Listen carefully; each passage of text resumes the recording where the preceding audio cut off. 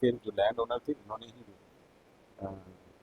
Basically कुछ और अन्य लोगों का सहारा लेते वहाँ से जनरेटर और जो टावर के जो डिफरेंट उपकरण थे, पूरा टावर जो है वहाँ पे धीरे धीरे वहाँ से हटा दिया। इसमें जो है जनरेटर को रिकवर कर लिया गया। अब देखिए, बक्सर जिला अब इन दिनों पूरे बिहार ही नहीं बल्कि पूरे भारतवर्ष में सुर्खियों में बना हुआ है। कभी यहाँ से पीएम मोदी के जान के लिए सुपारी मांगने वाले अपराधी की गिरफ्तारी हो रही है, तो कभी यहाँ पर पुल धंस जा रहा है।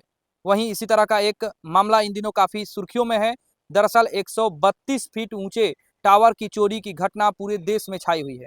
डुमरांव, जो कि बक्सर जिले के एक खास शहर है, डुमरांव नगर के वार्ड संख्या 18 से एक 132 फीट ऊंचे मोबाइल टावर की रहस्यमय ढंग से चोरी होने की घटना के बाद चारों तरफ सनसनी फैल गई।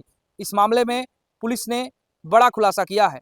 आज बक्सर के एसपी शुभम आर्या ने पूरे मामले से पर्दा उठाते हुए पूरे घटना का उन्होंने पर्दाफाश किया है। उन्होंने बताया कि किस तरीके से इस मोबाइल चोरी की घटना में कोई बाहरी चोर नहीं, बल्कि जिस जिस जमीन में यह मोबाइल टावर लगा हुआ था, उसका जमीन मालिक ही इसका मास्टरमाइंड है।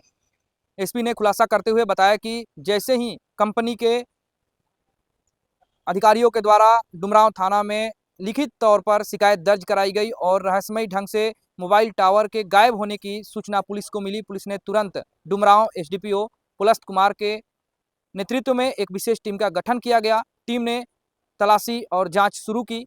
इस क्रम में मोबाइल टावर के संबंधित 15 केवीए के जनरेटर, डीजल जनरेटर बरामद किया गया है। पुलिस ने इस जनरेटर को बरामद करने में सफलता हासिल की है। उसके बाद पूरा जो मामला है वो अब धीरे धीरे खुल करके सामने आने लगा है।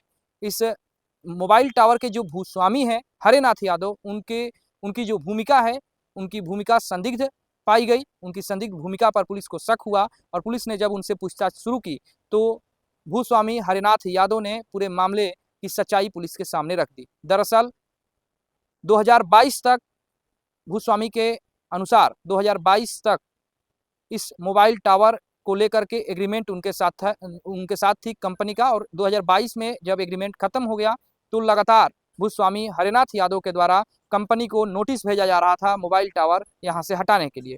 कंपनी ने इनके नोटिस का कोई जवाब नहीं दिया तो इन्होंने मोबाइल टावर को ही वहाँ से अपने ज़मीन से गायब करा दिया। अब यह जब मामला सुर्खियों में आया, मामला चर्चा में आया, तो पुलिस ने भी जांच शुरू की और जांच में यह खुलासा हो गया कि जनरेटर और टावर चोरी की घटना में कोई बाहरी चोर नहीं बल्कि जमीन मालिक का ही हाथ है।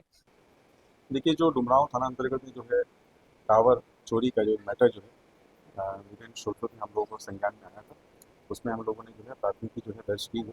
प्राथमिकी दर्ज के बाद में जो है मामला जो प्रकाश में आया, उसमें जो लैंड के जो ओनर थे वो है, बेसिकली उनके साथ में जो है एग्रीमेंट वो कुछ सालों पहले ही जो है समाप्त कर दिया गया था और ना ही उनको कोई भी जो है रेंट मिल रहा था। इसी बात पे ही जो है दोनों में ही, कंपनी में और लैंड ओनर में जो है कई बार जो है विवाद भी हुआ और नोटिस का भी जो है बेसिकली विधिवत जो है तामीला कराया गया इसका भी, लेकिन उस पर कोई कार्रवाई आगे नहीं हुई। तो इसमें जो है अल्टीमेटली फिर जो लैंड ओनर थे उन्होंने ही